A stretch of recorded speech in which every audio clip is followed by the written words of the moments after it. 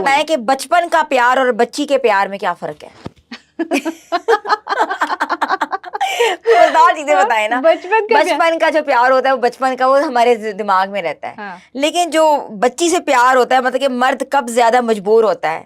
بچی مطلب اچھا وہ بچی میں چھوٹی بچی سمجھ رہی ہوں, ٹھیک ہے, اچھا بڑی بچی کی بات کری آپ, اوکے. اچھا دیکھیں نا, میں اتنی سادہ ہوں کہ مجھے یہ بچیوں والی باتیں بھی سمجھ نہیں آتی, وہ ہمیں پتہ ہے بالکل. دیکھیں بچپن کا جو پیار ہے نا, بچپن میں آپ کی یادیں ہوتی ہیں, آپ نے جس چیز کے ساتھ بھی ٹائم گزارا ہوتا ہے, پڑھائی کے ساتھ, اپنی محبت کے ساتھ, آپ کسی کے ساتھ بھی کھیلے ہوتے ہیں, وہ ایک نارملی آپ کے ذہن میں جو ہے وہ کئی لاشعور میں چیزیں جو ہے وہ بیٹھی رہتی ہیں. لاشعور ہی ہے جو آپ کو آپ کے بچپن کے ساتھ کنیکٹ رکھتا ہے, کیونکہ وہیں پہ ساری چیزیں اکٹھی ہوتی ہیں اور وہیں سے ساری چیزیں آپ کے ذہن کا حصہ بنتی ہیں.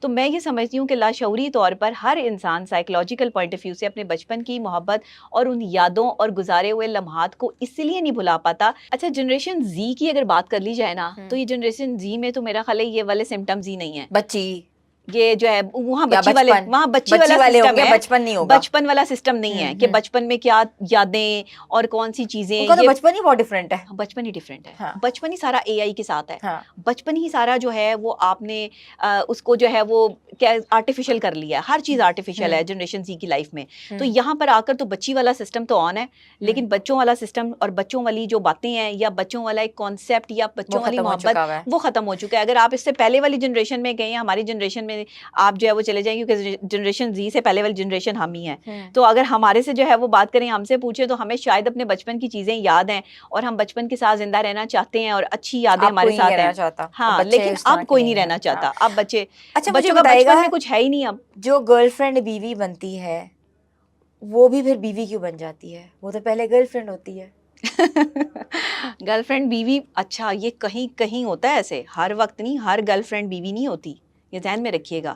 بیوی وہ بنتی ہے جس کی کمانڈ یا جس کی جو ہے وہ کہتے ہیں نا کہ آپ کسی بھی چیز کو کتنا آبزرو کر سکتے ہیں اور کسی بھی چیز پر کتنی آپ کی کمانڈ ہے.